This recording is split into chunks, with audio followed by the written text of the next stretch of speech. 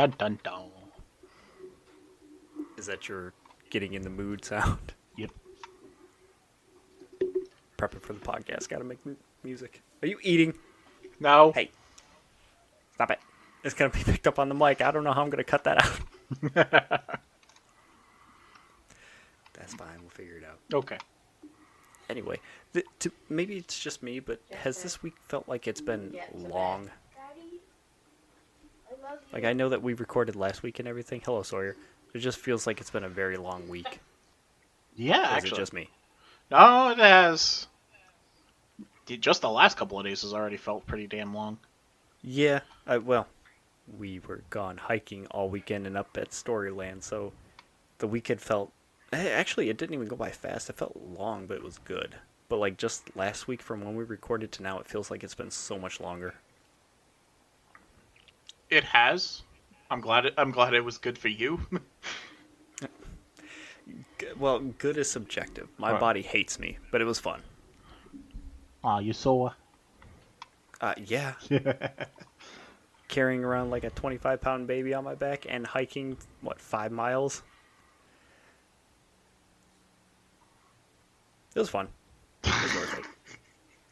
It's practice for when you go to Disney. Yes. That's exactly what we kept telling Amelia, too, because she would go, my legs are tired. Can you carry me? We're like, you got to push a little bit further. You're practicing for Disney. You got to get used to it now. Yeah, pretty much. But she's still small enough that you guys could get a stroller or bring a stroller if you want.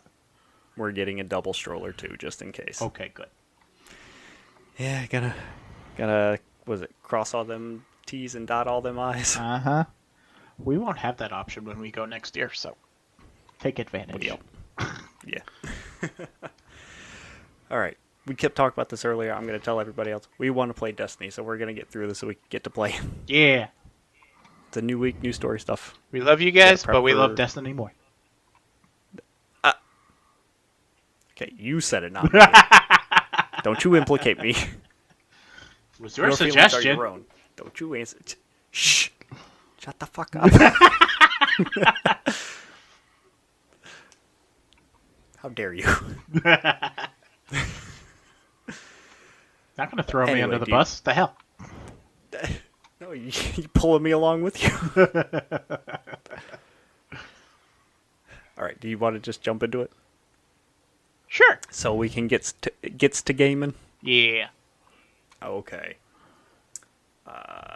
Episode 41? Yes. Damn it. How'd you know what I was trying to think of? I was actually verifying with myself. I'm like, yeah, last week was 40. I'm good. That's twice in less than 5 minutes. You got another one waiting? All right. Ramble Pack Podcast, episode 41. I am Adam. And I am Mike. And news was light. Yes, it was. Though part of it was a little sad. Well, which part you talking about? I'm talking about a part of our childhood going away. Going away, or we lost part of it? Yeah, we lost part of it. Mm-hmm.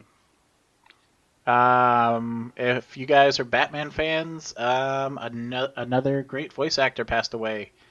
The original voice actor for Harley Quinn, actress Arlene Sorkin, passed away on the 27th at the age of 67. Any idea what from? The article didn't say. Okay. But I just learned about this like after we came back too, because you don't have service up in the mountains. I was just like, oh. For some reason, I thought it was a different actress, but I'm like, no, not this one. Yeah, that's 2 of the 3 big ones from the animated series. Yeah. For God's sake, somebody wrap Mark Hamill in a bubble. Yeah, seriously. Keep him Protect freaking him at all costs. I know. But yeah, no. What I didn't know is that she was actually how Harley Quinn came to be and how she got the role. Tell me, because I don't even know. Apparently, the writer, the writer for the animated series, wanted to introduce a new character that would be like a sidekick for the Joker, and he was like a big fan of a certain show, and her character, Arlene Sorkin, who She was an actress prior to being a voice actress in Hmm. the 80s, and one of her roles, I don't remember what show it was, but she ended up being in one of the skits. She ended up playing a court jester, and Oh, he liked her so much that he designed Harley Quinn after that jester, and that's cool. he asked her specifically, "Hey, do you want to voice this role?" It was only supposed to be for one episode. Did she use the same voice like for the Jester character in Harley Quinn, or did she like refine it? I don't know, but I'm assuming it's got to be very similar though. Yeah, since it's based off that character. Right. That's cool. I thought that was freaking awesome. Yeah. Like I knew that like Harley Quinn premiered in the animated series, and that's how she got it. And her popularity is she got into canon with comics and stuff like that. But Hmm. even prior to that, I had no idea. That's cool. Yes, it is. It's a neat little story. I want to say. To a lesser extent, funny enough. It deals with games, game shows specifically. But Bob Barker died too. Yeah. Poor guy made it to 99. He almost hit triple digits. Oh jeez. I think the biggest meme I've seen so far is the freaking guy is such a legend that he got as close as possible to a dollar without going over. Oh god damn it! I have not seen that one. I've seen more wholesome one where it's like, what is it like the staying home at 6 starter pack where it's like soup, a bed, and the price is right. Oh Jesus. Yeah. That is horrible. Our childhood is going. I I know. Don't remind me. You need to feel old. Just watch our kids grow up. Oh fuck yeah! Holy shit! It's sad. Another one of those legends. Mm-hmm. Spay and neuter your pets in his honor. Oh yeah, that was his slogan, wasn't it? Yes, it was. Fuck. I remember that from the show too, and because of Robot Chicken, because they did a spoof of him where he's like a superhero and he's going around chopping dogs' balls Oh off, fuck! I did and not like see at the that. end, yeah, at the end he like pops in and goes, "Spay and neuter your pets, or I'll fucking kill you." Oh This jeez. was old school Robot Chicken too. Oh fuck. It was great. All I could think back is freaking to Bob Barker's cameo in Happy Gilmore. Oh yeah, that was so good. That was excellent. And then they end up reprising that skit later on for like an anniversary or something. Yeah, something like that. They got together and did something. Yeah, I don't remember what specifically though, but you're right. They did get back together for that. So sad. Mm-hmm. First Betty White, now Bob Barker. Fuck. I don't want to like continue the sad trend, but like it just fits. So I'm gonna keep going with that and say, since we were talking about Destiny and talking about people passing away, Bungie actually paid tribute to one of their developers too. No. Yeah, he passed away. Was it back in September of last year? Apparently from lung cancer. Oh no shit. Okay. Yeah, it was only 6 months after his diagnosis too, which is Ooh. so damn fast. But the developer's name was Corey Barron. He actually got to start with Sony Santa Monica working on the original Call of Duty, God of War stuff. Okay. He was he was a technical artist for the interfaces for God of War 2 and the lead technical artist for the interfaces for God of War 3, and he did the UI for God of War Ascension. And then he moved on over to Bungie and was working on their UI and UX design. He was a senior technical UI and UX designer. Okay. But since he had worked there for a while, they ended up. We'll have to check this out too, just to see if it's there. Yeah. Because I swear I've seen it on the side and just never paid attention to it because it was binary. Right. But on their destination page, when you're like picking where you want to go in the game, Mm-hmm. along the right side of that screen, there's just binary, which is just zeros and ones, and it was a handful of those like blocks of coding. I Yeah. don't know if you know how binary is set up, but it's set up into like 8 bits of zeros and ones Yeah. and multiple bits of zeros and ones, put in specific orders, can create words. Mm-hmm. Instead of using zeros and ones, they use like diamonds, which are either filled or empty, Mm-hmm. which represent the zeros or the ones in that case. All right. But when you get it translated, it ends up spelling out the dude's name. Oh, that's freaking cool. That's a very cool way to what is it? To pay homage to him, especially since he was a UI developer and they built it into the destination page. Yeah, we're definitely gonna have to check this out after. Yes. Rest in peace, buddy. Yeah. It's a neat way to pay tribute to him, put him in the game Oh yeah. in a way that fits. Very cool. Mm-hmm. Okay, any happy news so we can get off the sad stuff?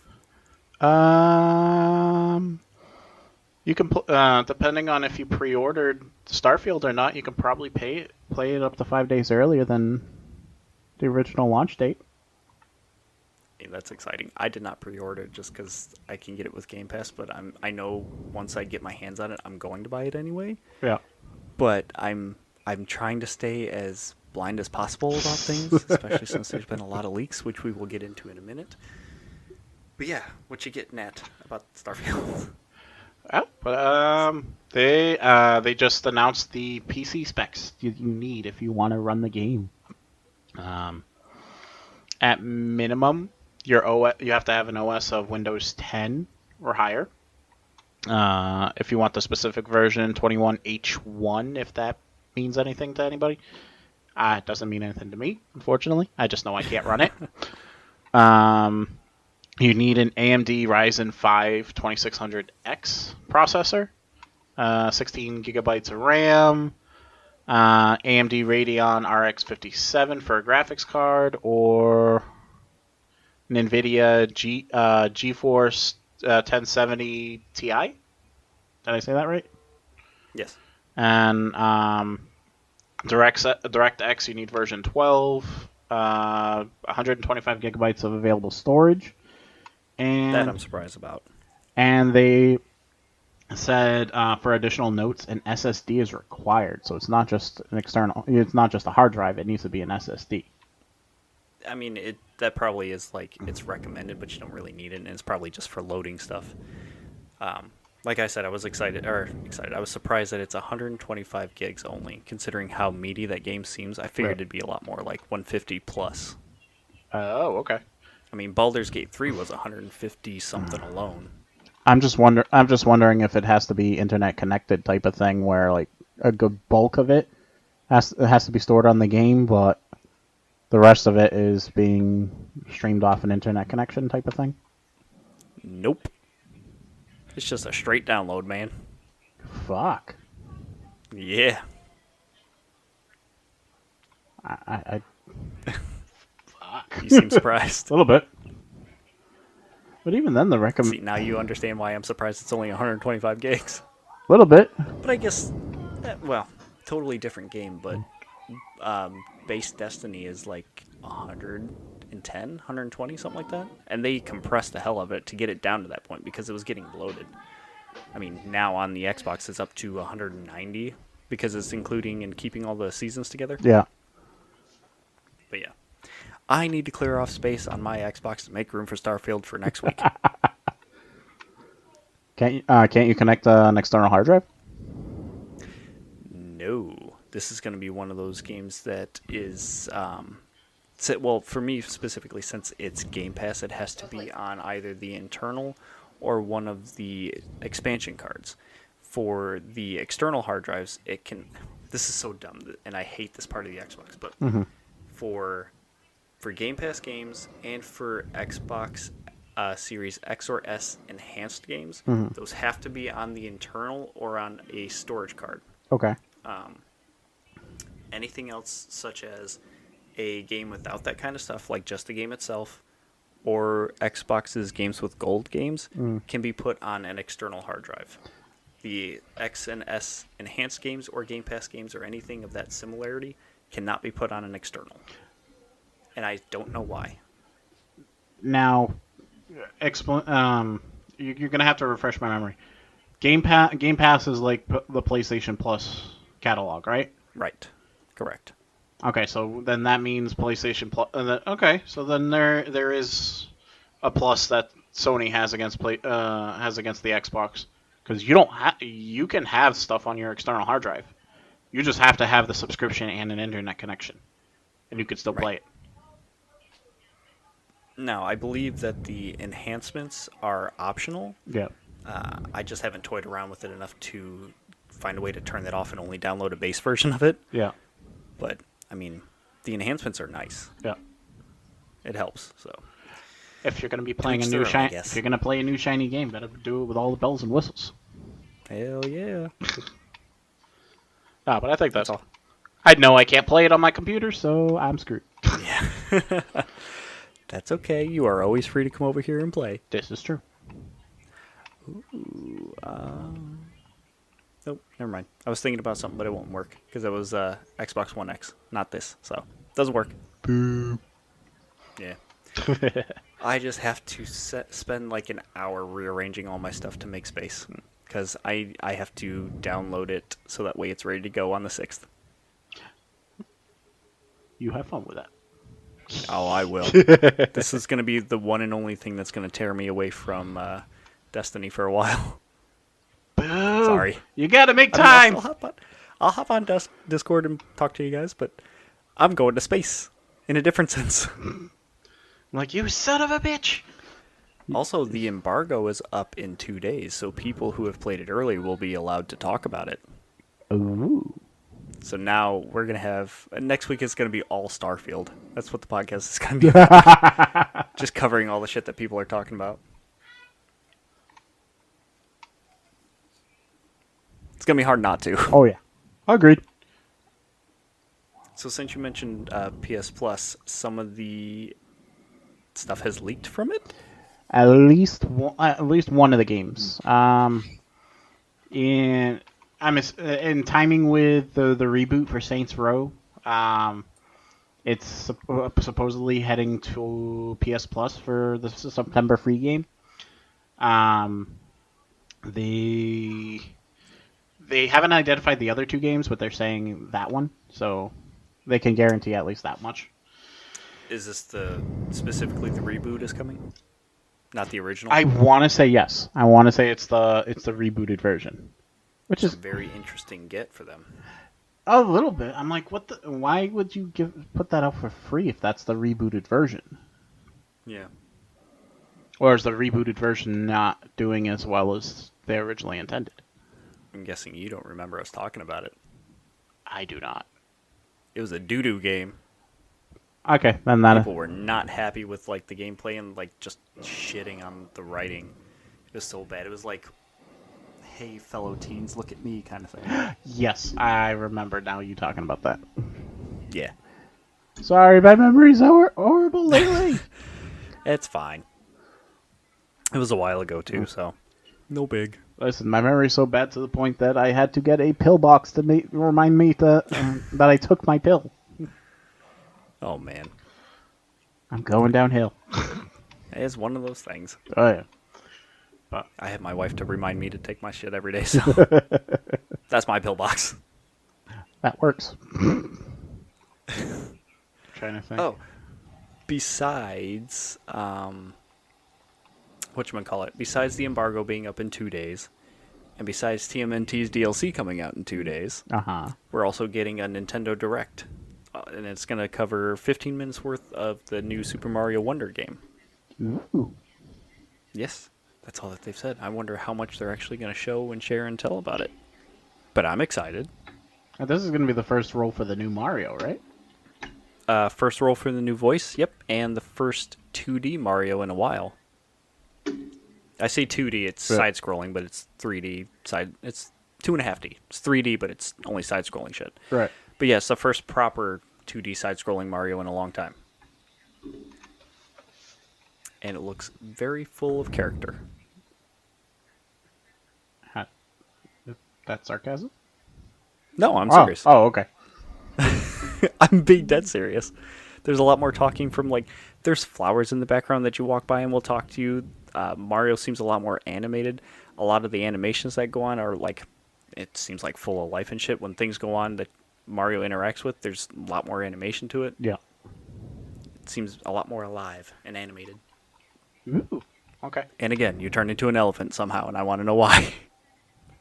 Yeah, I It's a would like power up he picks up. I don't know. to. So no more Tanuki. You big up.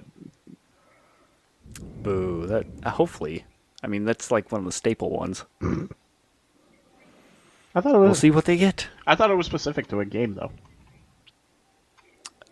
It came out in Mario 3, and then they included it in a couple of different ones too.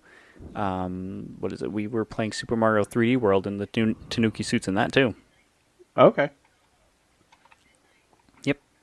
That was the Wii or Wii U originally, and then they redid it with what was it? The Mario Cat Island part. Bowser's Fury. That's what that was called. Okay. Yeah, I got those two together in a dual pack. Yay. Something. I'm gonna save like the Starfield thing for last because it's interesting. Okay. But I'm also this year is just like stacked with games towards the end of the year, and it's just being added to now because from Gamescom, Xbox and Larian Studios worked out whatever issues they were having or whatever deal they needed to make. They worked out a thing to where they're going to be able to put out Baldur's Gate 3 on Xbox finally this year. Yay! The only caveat with that is that there will be no split screen on Series S because that was their hangup. Okay. So I'm wondering if Phil Spencer was just like, hey, don't worry about it. Don't give a shit right now. Let's just put the game out on the system. We'll work on it later. Especially since, PlayStation's getting it next week. So they probably are like, fuck, we're behind now. We need to get this out on our stuff too. Right. Exactly. But that's exciting. I can't wait to play that too. I got so excited. I'm like, I gotta wait until next year to play it. And then they announced that they're gonna do it this year at some point. I'm like, yes, finally. Christmas I'm present? so excited for that game. Yeah, maybe. I mean, hopefully it's before then. But if it's coming around December, I'll say, hey, get that for me. That's fine with me. Would you? Since you mentioned what? I was going to say, is there any chance of it going to the Switch? No. That game, I mean, there's always the possibility that they could go the route of, what's a few of them? Like Control or the new Call of Duty or there's another one in there. What they're going to do with the Metal Gear Solid Delta. Yeah. They could do the streaming, like how they do game streaming for their stuff. They could do that for it because that game is pretty intensive with like gameplay and systems and stuff. So much so to, in my opinion, I don't think that the Switch would even be able to handle it. Because even with like the Steam Deck, you can put it on the Steam Deck, but you have to turn things way down or turn a lot of different things off in the settings for it to run well. Damn. And the Steam Deck is literally a handheld PC. So for the Switch running on such old hardware, I highly doubt it. And this is when we find out Switch 2's coming out. You're not wrong. There was a rumor actually that was floating around. Like someone was saying they have credible sources, but nothing was linked or anything like that. But they were saying the next Switch's code name or could be called the Nintendo Focus. And it could have a very similar form factor to what the Switch is now. But obviously, like, more beefy hardware on the inside, and that's really all that they've said. But yeah, I don't see it working on the Switch. Switch 2, maybe, especially if it's on parity with current gen, or even if it's somewhere in between last gen and now. Yeah. Maybe. But I don't know. Nintendo's, they've put out some pretty... I don't even know what the word I'm trying to say is here. They've put out some really well-made games that seems like it wouldn't work on their system, but it works really well. Yeah. But it just, to me, in my opinion, Baldur's Gate 3 is too far beyond what the Switch is capable of. Okay. Fair But enough. what do I know? I'm not a developer that works for Nintendo. That is fair enough. I was going to give you the next story that I have on the list because I believe you have brought up a lot of the Rockstar stuff beforehand. Okay.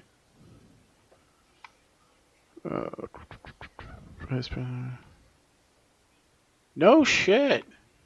Yeah, man. So, what he's alluding to is Vice President of Writing Michael Unsworth has left Rockstar after 16 years. He had joined Rockstar back in '07 as a senior creative writer and was credited for writing dialogue for Pedestrians. Um, oh, Jesus. He's come a long way since then. Oh, yeah. Notable games that he's worked on: Grand Theft Auto 4, A Ballad of Gay Tony, The Lost and the Damned, Chinatown Wars, Midnight Club LA. Oh, he did Red Dead Redemption and Red Dead Redemption Undead Nightmare, huh? Okay. Mm-hmm. And Red Dead Redemption 2. But yeah, holy shit, he did a lot over there. Holy crap. Yep. And now I think all that's left at Rockstar is maybe one or two of some of the original people. Oh, again, think about it. 2007. That was 16 while years ago. ago. Yeah. Yeah. And I don't think it's set in stone yet, but there are rumors, or supposedly it's happening, that Rockstar is opening a new office in LA. They don't have one in California yet? No, dude, they have one in Andover here. They have one here. I think they have one in the UK. They have one more somewhere over in Europe too, I think. Yeah. For some reason, I thought they had one over there already. I know, you would think so with all the other developers being out that way too. Why would they even want to in this climate though? Especially with everybody leaving. Why would Bungie want to open up a studio over there across the seas too? Then they're working on doing that right now. True. I don't know. I just think that would be a bad move, seeing as everybody's trying to get the hell out of California. Yeah, I don't know. Like I said, nothing set in stone, no solid information on it yet. Just that's what I've been reading. Well, power to you, buddy. Best of luck in your future endeavors. And also, since you said that people are trying to move out of LA, games industry, it's interesting that they want to do that, especially when a lot of developers are out that way. At least the US developers are a lot over on the West Coast, or close to it. But apparently, the video game industry is growing again after the slump, thanks to COVID and everything being pushed back, and chips being having the chip shortage and not being able to get hardware out the door and stuff like that. Right. Finally seeing some growth. Yay! Yeah. Now let's see how long I that didn't lasts. know that the. It's actually looking good so far, especially with like the strong titles that are coming out at the end of this year and the expectation for what's coming next year. Mm-hmm. It should keep going up. Unfortunately, like some indie developers they were hit hard with, like, because of subscription things have slowed down. They're not getting a lot of money back. Like Xbox and Sony, the checks to Devolver and Tiny Build are, I think it's Tiny Build or Tiny Builder, I forget. Those are like getting smaller because subscriptions have kind of slowed or stagnated, Right. and they're trying to find ways to bump those up. But apparently, the NPD group changed their name. Did you know that? I did not. Apparently, they're called Circana now. What was the purpose of that? Beats the hell out of me. I don't know. I just learned that after reading this thing, so interesting. But they expect 2023 to close with the industry up by 3%, reaching $58.3 billion. Damn. Yeah. And a lot of that is due to hardware sales going up, now that you can actually find them in stores and people are buying the systems now. Of course, Sony's the market lead on that, but still, the fact that people are able to find them and buy them now is good for the industry, I guess. Right. And that made up $7 billion alone, which is about 19% higher than last year. of the total. Yeah. Yay. Which is good for us. Yes. If you want to know, the trend so far for spending is up 1% over last year, and it's 12% higher than pre and early pandemic totals in a 12-month period. No shit. So it's looking better. Yeah, man. The thing with it though is that like a lot of that is being driven by households who are making, whether it's single or dual income or whatever it is, it's households that make about 100,000 or more. Obviously, they contribute more with purchases and stuff like that because they have that kind of income to do so. Right. Like I was mentioning earlier, mobile subscription and add-on sales have slowed down due in part to. Care to guess? People being able to go out. Nope, due to blockbuster releases. Due to these big name games that are coming out and stuff, there's more focus on those, so they're not paying attention to the subscriptions or stuff, or saving their money for these big titles that are coming out.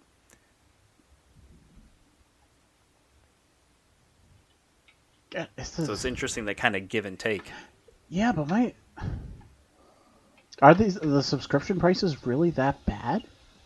Like, granted, like with the place, You only make so much money in a month. You know, you can only spread that so thin. I get that, but I'm trying to think. I'm probably not. I'm only thinking in like the gaming industry. I'm probably not thinking across the board of like streaming services like Netflix and all that too. But Right, I was gonna say take 1 minute and think about all the different subscription services that we have now. How everything is so damn fragmented. yeah, because the way I'm thinking of it, I'm thinking of it from my perspective of like, yeah, a big title comes out, but the PlayStation Plus, because I have the higher tier right now, the highest tier right now. I paid it off for the year, so it's really not affecting me. And I didn't think that price would be that bad. Mm-hmm. So I'm just thinking, why would you stop that and not get the either or type of thing? And I'm not by any means They're not part of these subscriptions, so you're not driving sales to those things. Yeah. I mean, Starfield is the exception, I guess. It's been touted for Game Pass, and that's all they've been talking about, really. Yeah. Did you know that they also they stopped not indefinitely, but recently they cut off the whole $1 for Game Pass thing, like a couple weeks ago because Starfield's coming out. I'm guessing. Yeah. Yeah, they're like cutting back on Game Pass and increasing the price just before Starfield's coming out. So it's like Assholes. not really hiding anything. Yeah. Very obvious what you're doing there, but I get it. It's going to be a big title. They want to drive as much sales as they can for it. Right. I think that. But that's one of those instances where they have something to drive the sales for that subscription service. These other games and stuff, you have to buy the game. It's not part of anything. I'm trying to form my opinion real quick about that. I think that's where like the being forced to type of thing. I wouldn't do it just out of spite. If I want to play a specific game, I'm gonna buy the game. No ifs, ands, or buts about it. You're not gonna force me to get a subscription. Right. I mean, you're not forced to do that for Starfield either. Yeah. You can buy it standalone. Plus, you buy it on, what is it? You buy it on one, you have it on the other. Like if you buy it on the Xbox, it's cross-saved to the PC, and you can play it on there as well. Okay, fair enough. Yay. Doesn't sound like a problem I'm gonna have right now. Nope. And I'm not taking it anywhere else either. I'm gonna play it on my Xbox, so I'm good. But yeah, industry is on the rise. Good stuff. We'll see how much it can grow, though. Agreed, and actually put effort into it. Not let's try to pump out as much crap as we can. You are touching on some things I wanted to talk to you about after this next story. Oh, okay. Yeah. So since we're on the topic of Starfield yet again, there was a pretty prolific leaker once the game started showing up in places, who was sharing a lot of gameplay footage and talking about it and telling stuff out to the public. He is now facing up to 12 years in jail for doing so. Oh, fuck. It's only part of the thing, though. That was basically what got him caught, because he was like touting himself and telling on himself basically online. Yeah. So this, I'm not even going to bother saying this dude's name because it's not worth it. He's a piece of shit for doing this because you're trying to fuck over another company, whether or not you like the game and you think it's great. Don't do that. Right. But he worked for a warehouse, and he would take stock from the warehouse itself and try to sell it on his own stuff, especially with Starfield. So they nabbed him for.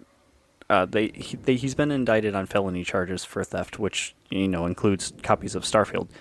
But he also had a handful of other games and stuff that he was trying to sell on his own little page as well. Besides that, did I mention he was trying to? Yeah, he was attempting to sell them into. He got himself caught by leaking all these videos saying his name and putting all this shit out there. Besides being nabbed for theft, he also had, I guess there was an illegal possession of a firearm and a controlled substance, which was later found out to be marijuana. Oh, wonderful. So it's like don't commit a misdemeanor when you're already committing a felony kind of thing. Yeah. Yeah. So he got him on all that shit. And he could be facing, what is it? With all the stuff together, it looks like he could be facing anywhere from 2 to 12 years. And I'm going to guess that they're going to throw the book at him. Oh, I wouldn't doubt it. Because this Yeah. isn't the first instance that we've heard of this type of situation. Because you mentioning that reminded me of what happened with Kingdom Hearts 3. Where the hype was so... Remind me, because I don't remember. It was the exact same type of situation. Somebody worked from somewhere where the games were, and they snagged a couple copies and tried to sell the game before the game was released. Halo Reach did the same fucking thing. There was some French distributor or whatever that someone got the game and was trying to pass it out early. Yeah. Yeah. So, assholes. Trying to fuck it up for everybody else. Basically. Yay. You would think after hearing these stories that it would stop That people. people would learn? Yeah. Because it's not like you're going to get much. I highly doubt the amount. Absolutely not, considering he was trying to sell these things for $200 to $250 a pop. Fuck you. Holy crap. Just because it was early. I know, right? Fuck that. Kiss my ass, $250 a pop. Now you sound about as mad as last week about the PlayStation Portal. Because this is just straight stupidity. Holy crap. Dude, he was trying to sell it for as much as the PlayStation Portal was. Fucking A. How does that make you feel? Fuck the Portal. Oh, what did I tell you last week that was just making you more mad about it, too? I gotta find that now. Because I felt so bad. I'm like, hey, look at this. This is also news. And you're like, fuck that shit. Oh, yeah. Because it was as much as the Nintendo Switch Lite. And then they did a little side-by-side comparison for it. The Switch Lite is its own system. It has Bluetooth. It can play games offline and locally. Works with wireless headphones, and it has a 5 to 7 hour battery life. Whereas the PlayStation Portal requires a PS5 console, does not have Bluetooth, needs to be connected to Wi-Fi, only works with the PlayStation Link compatible headphones, and only has a 3 to 4 hour battery life. Oh yeah. And I wouldn't even buy the Switch Lite. I mean, if you really wanted to switch and you wanted to play something, that would be the way to go. I would recommend getting the one with the dock, though. It's nice to play it on the TV. Oh yeah, that's my every intention. I refuse to get the point of a Switch is so you have the choice between mobile and docking. I guess, but it really depends on who you are, too. Some people just don't give a shit and they want it as a portable device. Yeah. I mean, that was kind of like the gimmick at the beginning, was taking it with you on the go and playing it wherever. Now they just made it like a dedicated on-the-go system. Right. Or I guess a dedicated on-the-go version of it. Still, not for me. I'm good. What, the Switch Lite or the Portal? Neither. Either. Sorry, man. That's not... All right. What? No, I was gonna say, well, not too bad. We're pretty much almost there. I'd say with cutting and everything, we'll probably be at 40 minutes. Either way. One more, just so I know where that was. I have a question for you because I was listening to a podcast earlier, and well, specifically, I was listening to the why did I just lose it? The No Clip podcast, which I don't know if you remember who they were, but they do basically video game documentaries. Okay. They sit down with developers and studios and document the games that are coming out, talk to them about their inspiration, how that came to be, Mm-hmm. the process for making them and stuff. Yep. And they were working on uploading a bunch of old video game like trailers and showcases and things like that from VHS and different formats. Mm-hmm. On the recent podcast, like the head of it, Danny O'Dwyer, was saying, well, he was basically saying game studios and stuff should take a year off because there's just so many games coming out between the last couple of years and this year alone. Mm-hmm. There's just so many damn titles and so many things to play that we can afford to take at least a year off. Why not? Just do it. Let people play what's out right now and spend that time innovating on stuff. And basically the question he was posing was, have video games kind of peaked right now? Has there really been any innovation or things changing in the last couple of years that have kind of like shifted the paradigm of the games industry itself? I mean, think about it. We get Call of Duty on a yearly basis. Oh yeah, without a doubt. Assassin's Creed changed formats to what it was known with, what was it, Odyssey and Valhalla. Yeah. And now they're just basically going back to basics and making, not literally in their words, but quote unquote, a good Assassin's Creed game. They're going back to basics, doing what they know got them their foot into the industry to begin with, Mm-hmm. and what people have been asking for. Right. Do you think that things have kind of hit a wall and like there's enough games out there that the industry could afford to take a break and just focus on the games that are out currently, even if you don't buy them now, maybe buy them next year or whatever, to keep the industry propped up?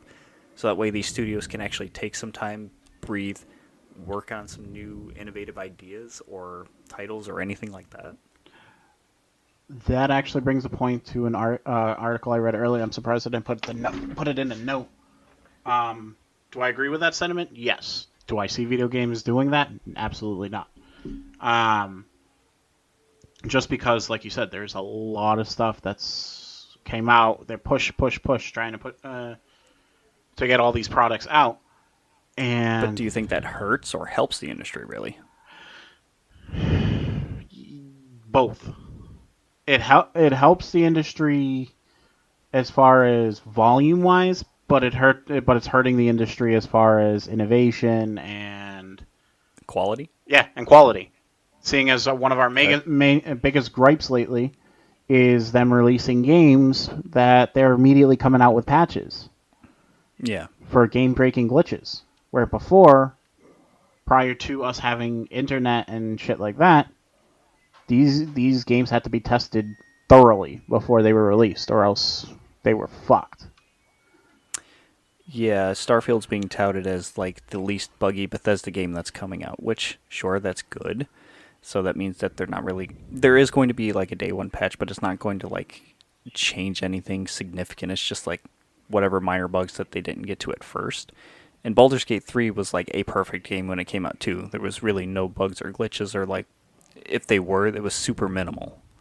But of course these developers and titles have had that time to work on that stuff. I mean, Starfield got pushed so many damn times to do so, and Larian Studio took 4 years to make their game to their own spec. So they at least had that time and bandwidth to do so. Right. A lot of people or developers don't have that kind of time. I get that they don't have that kind of time, but at the same time, it brings back the conversation that we had, was it last week or the week before? If you don't have the time to do a quality game, I don't care what your resources are. Stay within your resources. If you do not have the time to release a quality game, you shouldn't be releasing a game to begin with. Because if it's that buggy that it's going to be game breaking and people aren't going to enjoy it because of the way the game is handling, then it shouldn't happen. I agree with that statement for the most part, except that a lot of these developers are getting money from whatever place, and they're beholden to their time frame. Right. If they're quoted at a certain time, and the people who are giving them the money say they're not going to budge on anything, their hands are kind of tied. They have to do the best that they can and then work on it afterwards. Yes, their hands are kind of tied, but how did we go from where the first shitty ass game that was ever developed was dumped into a landfill because nobody would buy it, and now everybody's like, "Fuck it, we'll pay hand over fist for crap," and hope that they fix it along the way. I feel like that's subjective, though, because one person's crap is not necessarily another's either.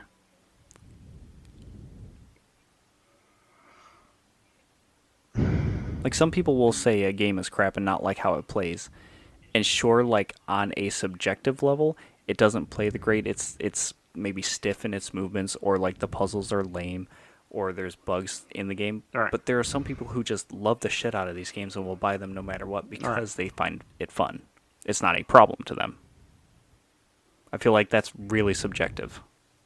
Okay.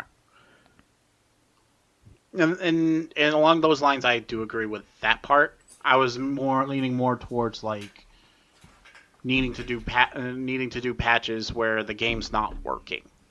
Right. So I think a good example of that would be Redfall when it got released. Right.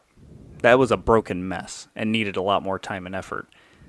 But I guess either Xbox forced their hand or what was it? Arcane was just like, we got to put it out. We can't push it off any further, and then we'll just work on it afterwards.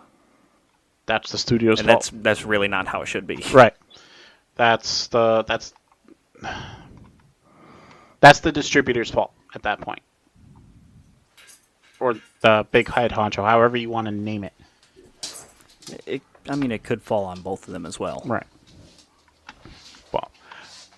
What was? Yeah. We never got back to it. What was the article that you were talking about?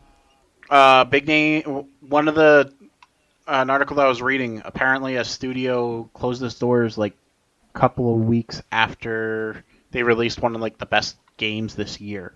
I'm trying to remember what the hell the name of the game was. Oh fuck yeah! I read that too.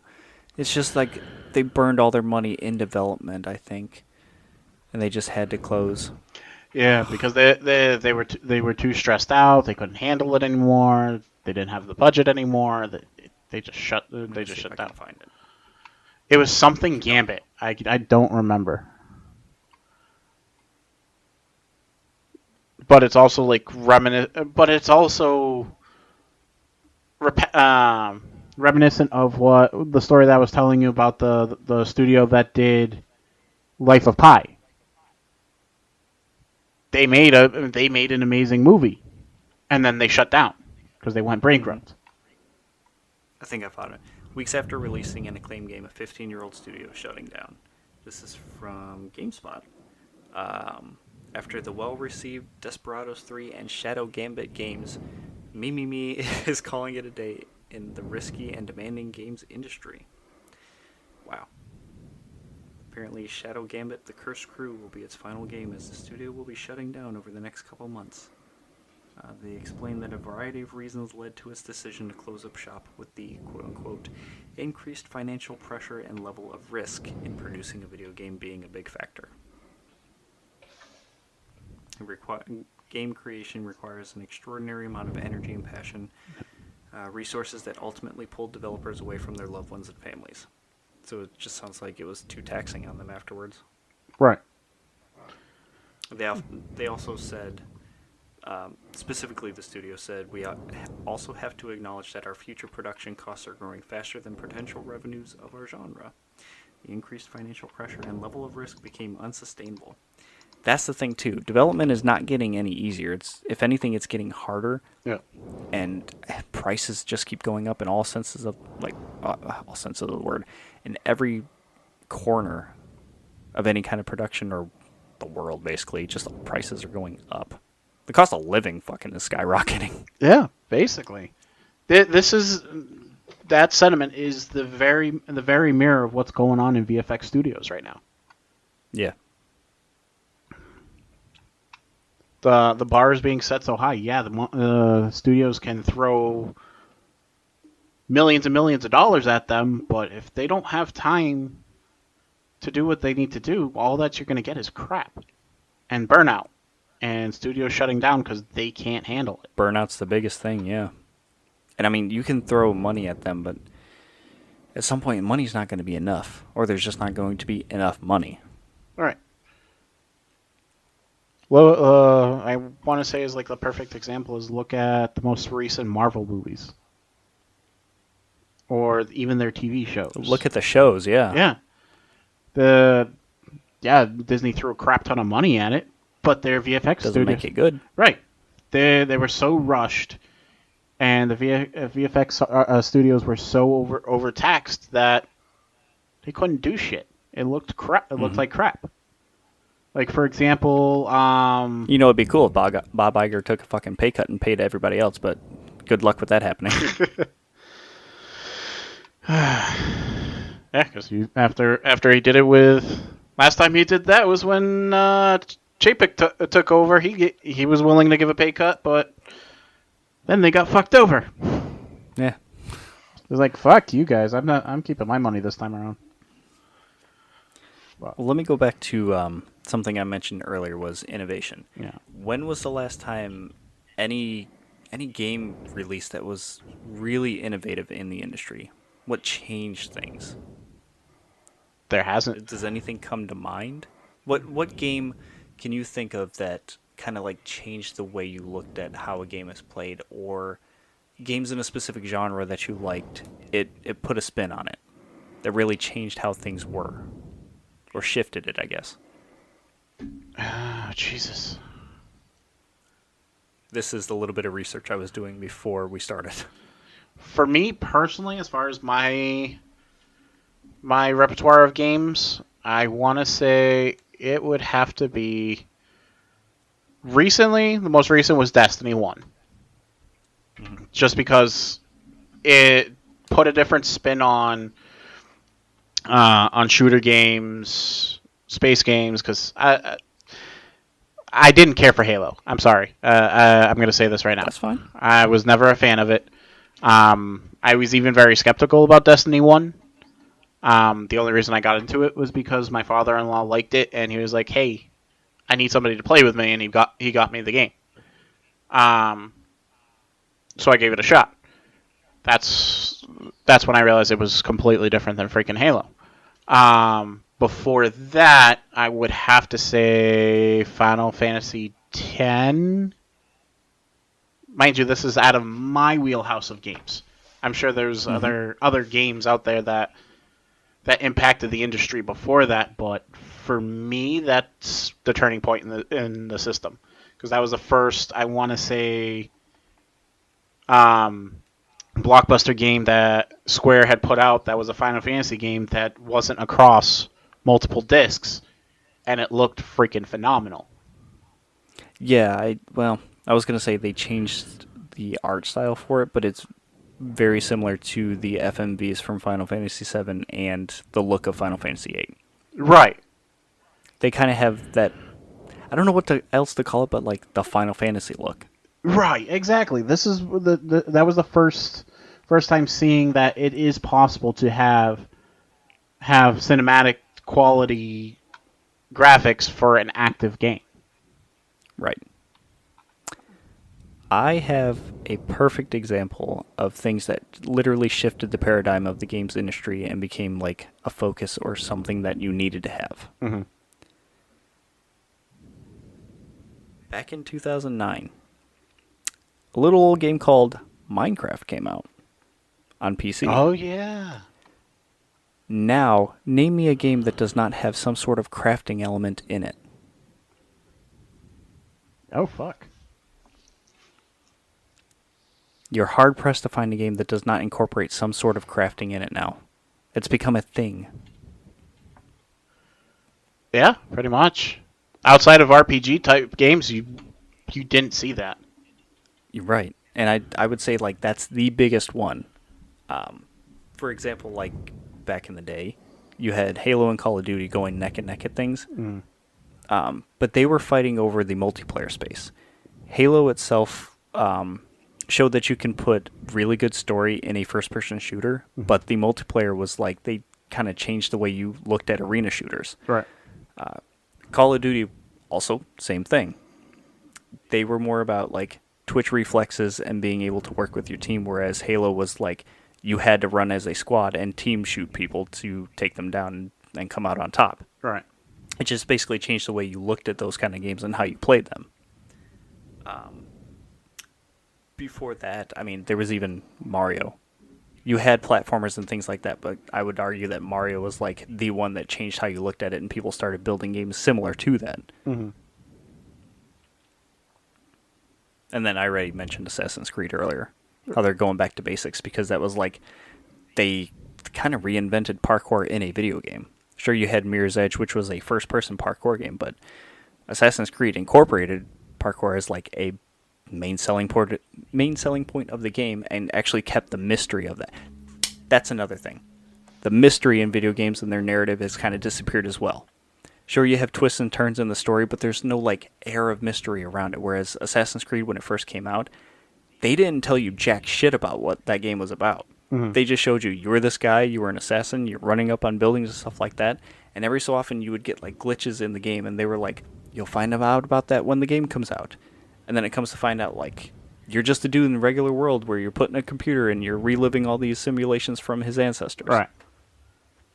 There's no air of mystery around, like, the narrative of games and stuff anymore. It's, let's sell you a movie-type game with some twists, and that's it. Basically. And that sentiment brings... statement goes back to where the Season of Defiance, where we knew right off the bat the way the story was going, Amanda Holiday was going to die.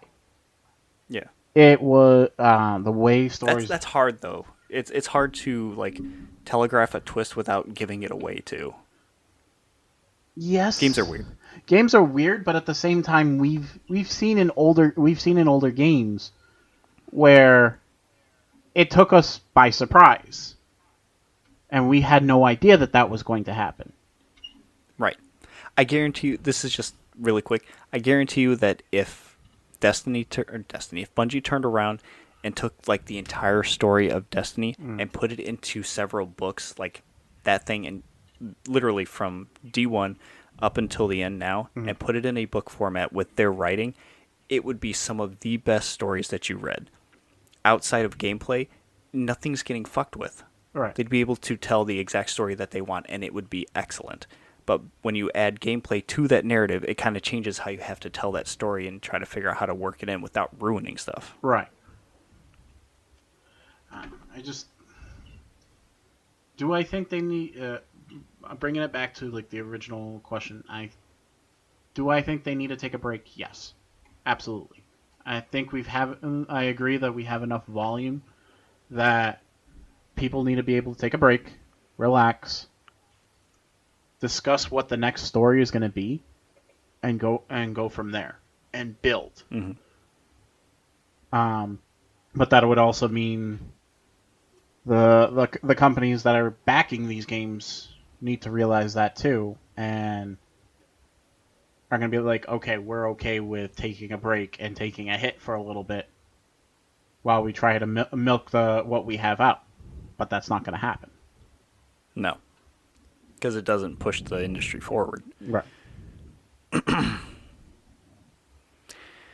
That's the problem. We just need some more innovation and some way to make it happen. Yeah, basically.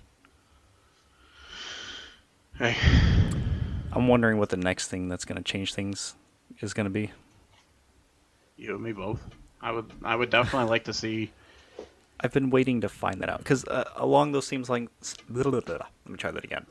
Along those same lines that we were talking about, the horror genre games kind of got a bump when Five Nights at Freddy's came out.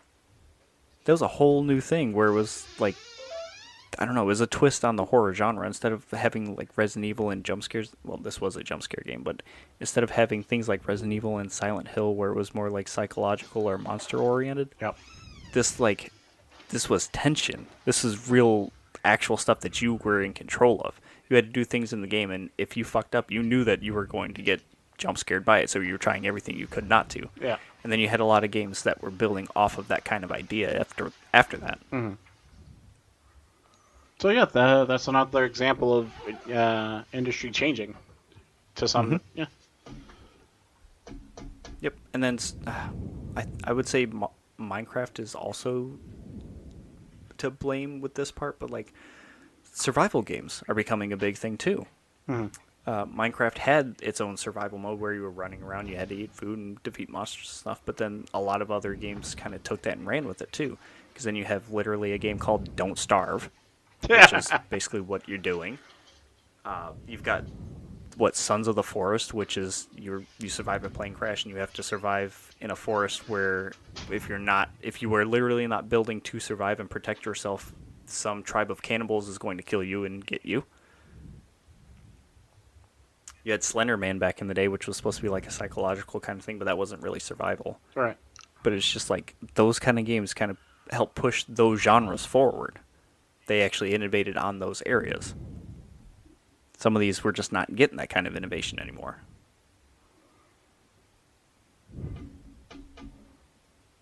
Yeah, because even if you think about it, the survival aspect or like that style has been around for quite a while if you think about it, but just like iconic games from it aren't really pushing it forward as often. Right. These other titles kind of like took it and put their own spin on it, but Right. that spin that they put on it pushed that genre forward Right. and it has become like synonymous with it now. Right. Because games like Harvest Moon and stuff like that. That's Mm-hmm. technically a survival type of game, and it's popular. But I don't. Right. And I would, along those lines, I would argue that Stardew really grabbed that and pushed it forward too with how much stuff they added to it. Right. Because now you have a lot of games that are building on that formula as well. Like Fae Farm, for instance, Mm-hmm. they're taking the Harvest Moon aspect and the Stardew monster hunting aspect. And know what's the most nuts part about all this? What? None of this would have happened if it wasn't for Oregon Trails. I mean, sure, to an extent, why not? That is the ultimate I mean, that was survival game. that was a lot of management and shit like that. You're right. It was all about survival. It's like, fuck. Do I carry all this meat with me, or do I just drop off one of my kids and leave them in the forest? Am I gonna die of dysentery, motherfucker? I'm almost there. I died. Fuck. You're not wrong to some extent. They all these old games are built on the backs of what came before. It's just we need the innovation of those games to push things forward. And I guess things have kind of stagnated for a little while. Hopefully, I don't know. Hopefully, all the unionizations and stuff like that is gonna help ease some of this stuff. It could. I would hope. Yeah. There might be some more wiggle room for things. I like something new. I would like that. Actually, I would like to see people work on the VR aspect more. To be honest, like I know there are VR games. But Really? yeah. To be honest, because there are VR games. Don't get me wrong, and I'm sure there are those that are fun. But a lot of the ones I've been seeing have been like janky and gimmicky, and it's fun for a little bit. But You got it right there. It's a gimmick. It's not a full-on game. There are some that are like trying to be a full-on game, but VR still feels like a gimmick. right, I think that would probably be the next step to go. Ooh, the only one that I can actually name that is a full-blown game with VR as like the thing to it is a game called Trover Saves the Universe. VR is just a part of it, but it's a full-blown game where you are controlling a character and doing things in it. Right. They ported it over to consoles after a while so you can play it as a normal game, Mm-hmm. but it was a VR first game. I'll have to look into that one. It was made by Squanch Games, Okay. same people who did oh god, what was that game that just came out? Why can't I think of it now? High on Life. Oh, okay. Yeah. Damn. Yeah. But no, I can see that helping, or at least that being the next step if people do it right. Yeah, I can see that too. It needs more of an adoption rate. Adoption rate is what I meant to say. It needs to be widely adopted, but it also it's got that problem where the Wii was like, it was its console, it was great, and a lot more than just gamers liked it. Mm-hmm. But once you got into it, it felt like it was a gimmicky console. Got to find a way to get out of that kind of mentality. Right. They'd have to do it right at this point, I would think. Mm-hmm.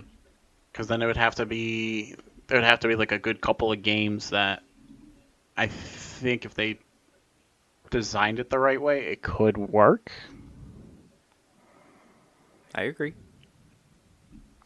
I'm just trying to think what. Question is, what would that look like? Yeah, that's what I'm thinking. Mm-hmm.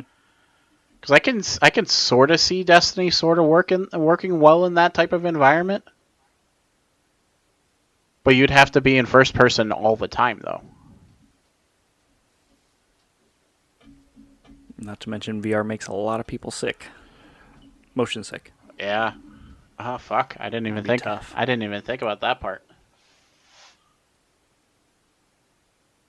Fuck. Mind you, I've never It's a problem for someone smarter than us. basically.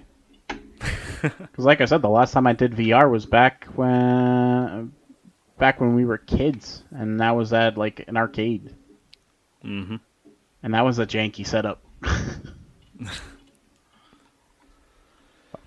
Oh. That's a future problem. We'll get there. Yes, it is. So with that being All said, right. I was gonna say, you ready to call it? yeah, let's call it. Yeah. We got games to play before we go to bed. Yes, we needed to do some research for the next episode. Yeah. I'll tell you all about Starfield next time. Oh, I'm so ready for that game. I can't wait. I'm so ready. So where can they? Huh? You're so what? I'm still can't wait to continue playing the Season of the Witch. Okay. I thought you were actually going to say a game, but yes. The season is really good so far. You'll find out about that when we record on Friday, hopefully. Yeah. Yeah. Good stuff. All right, Mommy Eris. alrighty, guys. We're All right. gonna get going. Good night. Where? Yeah, you do it. Where do they find us? How dare you, Fine. Get. Mr. Impatient? Yes, I am. You can find I us. have no room to talk, but still. You can find us on all the socials like Facebook and X, formerly known as Twitter, Shut up. It's Twitter. Instagram. We're now on YouTubes, and anywhere you can listen to a podcast.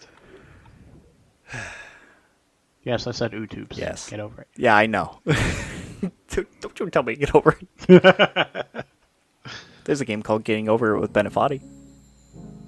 Good night, everybody. Okay, bye.